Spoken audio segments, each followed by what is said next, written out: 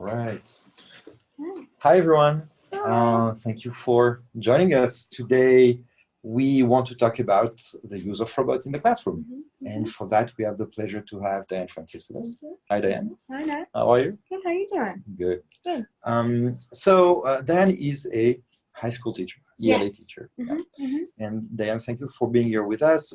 Maybe we can give a little brief about ourselves. So my name is Nathaniel Ducan. I'm working here with Robot Lab, and I have Diane Francis. Hi, I'm Diane Francis. I am a classroom teacher, and I've been teaching English for 9 years. Wow, 9 years, huh? 9 years in the classroom. Awesome. Yeah, yeah. I'm sure you have a lot of stories and experience to share with us, and that's why we're so happy to have you here today. It takes about 9 years to start being good at it, so I know, I'm glad. I know. And I've been, by the way, I've been 9 years working with that, guys. So now in the paper, so. We should have a decades party. Almost, Yeah. See you next year for that, for our decade party. To get started and talk, I want to talk more broadly about, like, you've been in the classroom for 9 years, and I'm sure you have had some challenges, and and you've talked to colleagues. What are to your opinion, the biggest challenges that you can see for a teacher in a classroom? Yeah, the biggest challenge we have is around time.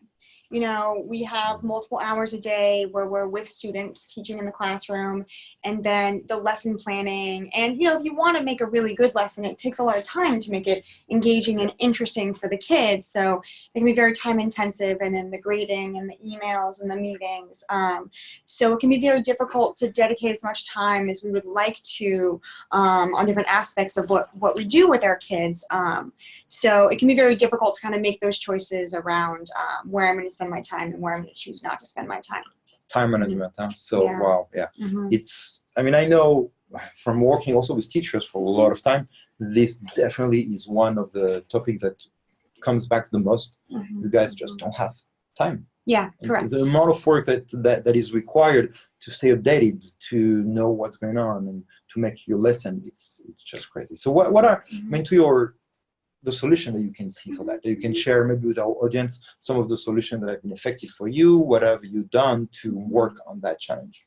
Yeah, and I think one of the big things around, you know, making it a manageable workload is always thinking about, well, what is best for my students? Like, how can I utilize my time the most efficiently to make sure that I'm serving my students?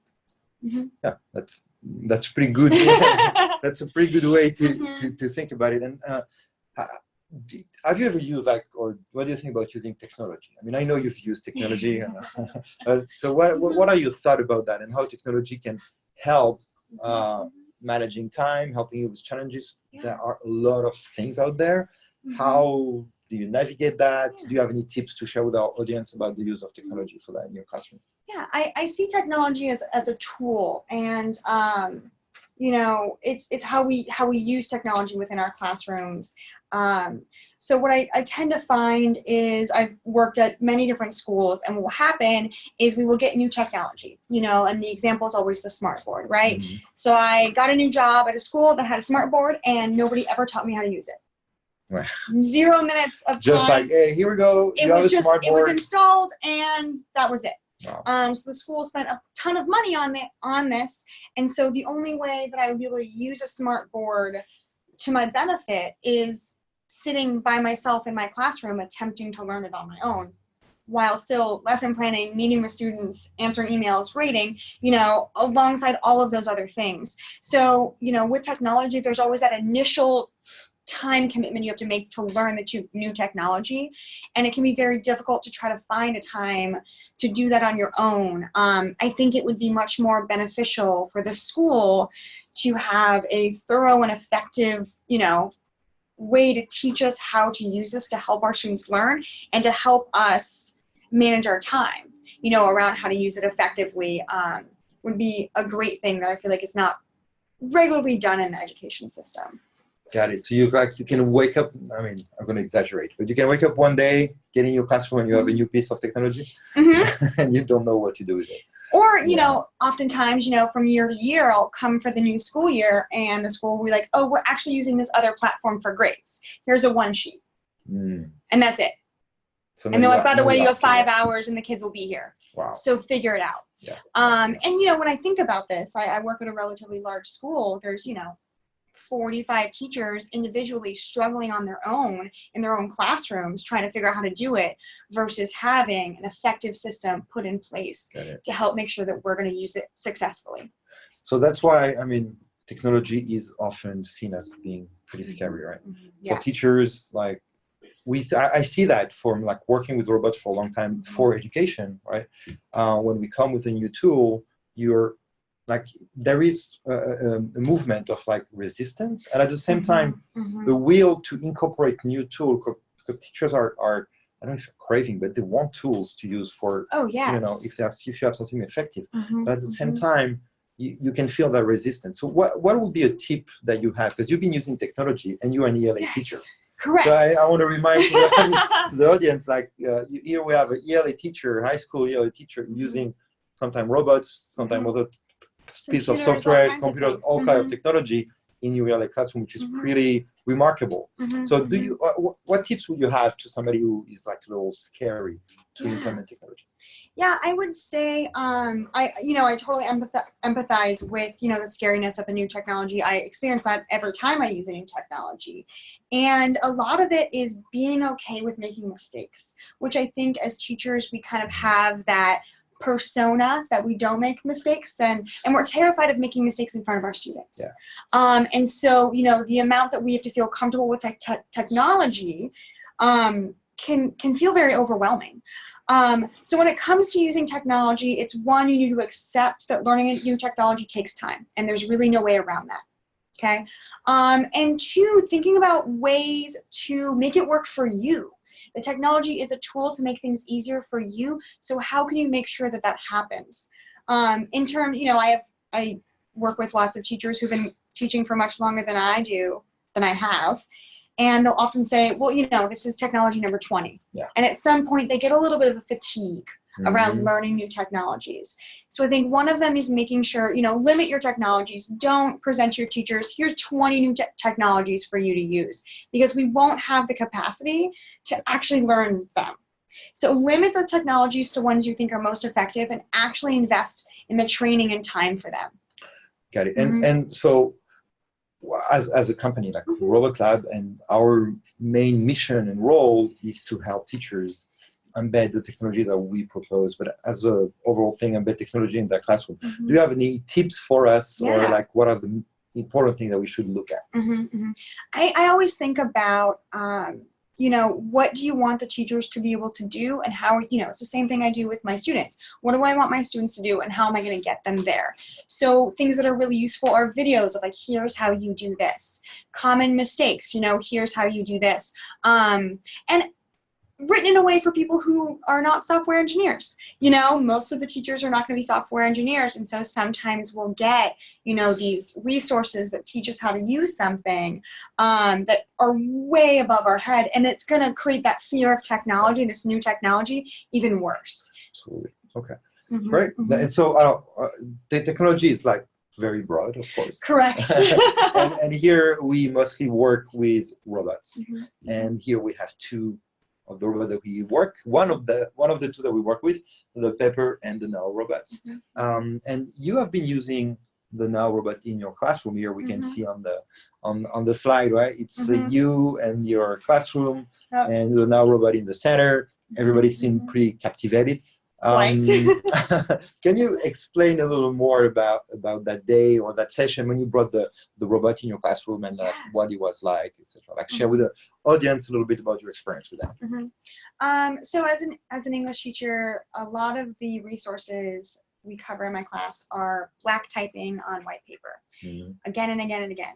And as a lover of literature, I think that is as interesting as it could possibly be already. But even through giving students a variety of different texts and activities, it can seem very boring, and it doesn't get them really excited about learning.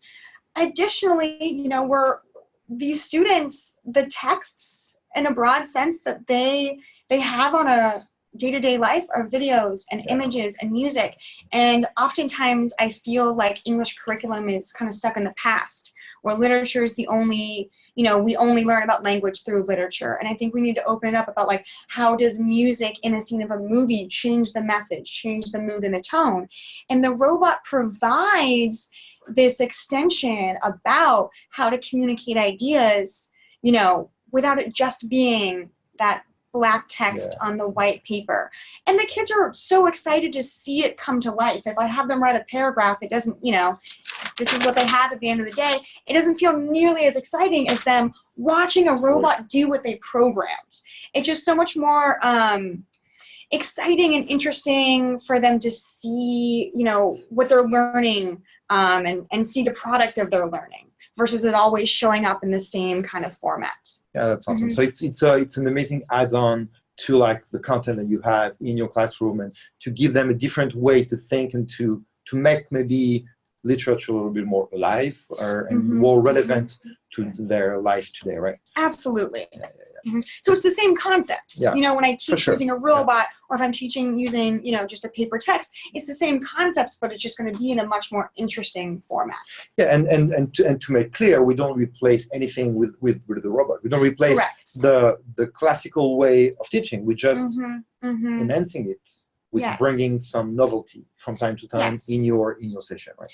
And the way I look at it, is I'm not teaching the students about now. That's not the goal of the lesson. The goal is the students are going to use now as a tool to demonstrate their understanding of this specific literary skill. So we're not leaving the literary skills behind.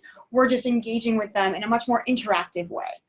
And so, and a robot we were talking about like being scary. A robot can be scary, right? Yes. So I believe that when you use a robot in your classroom, one of the important things that you want is, first, it has to work right away. Yes. It has to be easy to use, and you have to have some good lesson plans. Correct.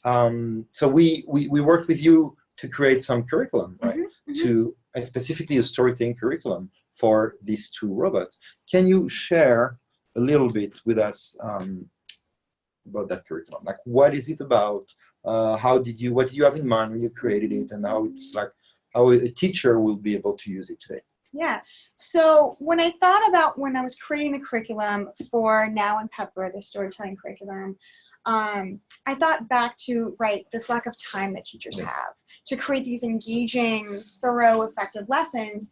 And, when I'm in my classroom, I don't have the capacity to spend a week making a lesson. I make 15 lessons a week and, grade and do other things. And while creating this curriculum, I got to spend like a whole week making sure that this lesson worked, that it has everything it needed. So I look at it, as if, I got to kind of be the workhorse and get all of that heavy lifting done, so that when a teacher opens up the curriculum, it is just already so easy and set up for them to use. It has questions and discussions and images and videos to keep the kids and the teachers, moving forward in the curriculum. Right, amazing. So, and here we have on the side these two curriculum: storytelling with Now, storytelling with Pepper, and everybody is welcome to have a look. We have under, everybody can access this lesson and check out what we're talking about. So we invite you guys to go and check it out. And we will give a little demo a little later to dive a little deeper into that curriculum. Before that, I have another question. So we've talked about, which is pretty rare, I would say, how to use robots for storytelling in an ELA classroom, right? And that's amazing. And I don't think that a lot of ELA teachers have been like bringing robots in their classroom. So that's really amazing. What are the other topics that you think can be used? Can use robots? I'm sure, beside the computing, beside the CTE and the technology classes, of course. Do you see robots in math? Do you see robots in maybe geography? What are the different things that you can see with technology and robotics? Absolutely. And again, and I'm sure I've said it many times, and I'll continue saying this, is that the robots are a tool. And so it's up to you to think about how to use that tool. So you can think about using robots in science and math classes, about calculating angles, distance, speed. You can program the robot of like how much, if you're looking at balancing, how could you program the robot to like really correctly balance these different weights, and when would it topple over? These are concepts that are already covered in science and math classes, but you get to make it come alive through programming. Going back to the storytelling curriculum I talked about, you're not leaving the literary skills behind, you're pairing them up. So you're going to have that, literacy skill, math skill, science skill, social studies skill, or concept, and just match it up with a programming skill as well. You can look at, PE. You could program, you can design a dance, program the robot to do the dance, and then, you and the robot can do the dance together. You can look at social studies. You can assign the kids to, look at a specific time in history and figure out a way to have the robot represent that time in history. The options are endless. It's really about figuring out how to engage the kids into your concepts. Wow, yeah, that's fascinating, and thank you for sharing that with us.